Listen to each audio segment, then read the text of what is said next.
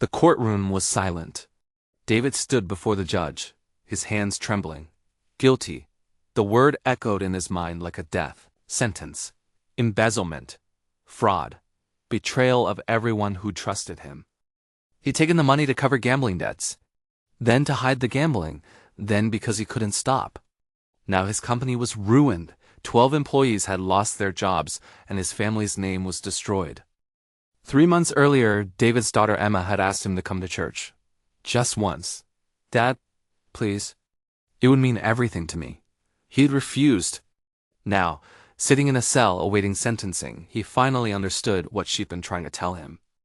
The night before his sentencing, David couldn't sleep. "I don't deserve forgiveness," he whispered into the darkness. And that's when he heard it. A memory of Emma's words. "Dad, God's mercy isn't about what we deserve.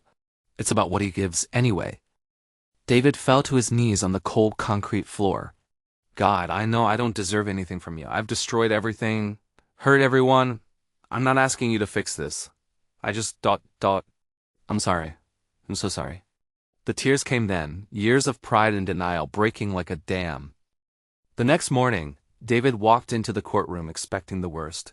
The judge reviewed the case. Character witnesses spoke on his behalf. His daughter, his ex-wife, even 2 of his former employees. "Mr. Chin," the judge said, "what you did was reprehensible. However, I'm acknowledging your genuine remorse and efforts toward restoration. I'm sentencing you to 5 years probation with mandatory treatment and community service, rather than incarceration." Outside the courthouse, Emma was waiting. "I don't understand," David said, his voice breaking. "I don't deserve this."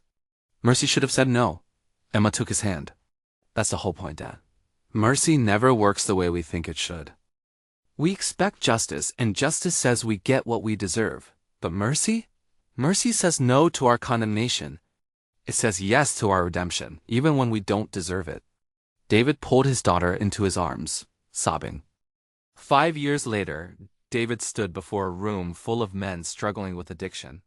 "When I was at my lowest, I believed I was beyond forgiveness, beyond help, beyond mercy. But mercy doesn't work like that. Mercy doesn't say you've gone too far. Mercy doesn't say you've messed up too many times. Mercy looks at our worst moments and says, I'm still here, and I'm not leaving." A young man asked, "But what if we don't deserve it?" David smiled. "That's the whole point. None of us do. That's why it's called mercy. But God demonstrates his own love for us in this. While we were still sinners, Christ died for us." Romans 5-8.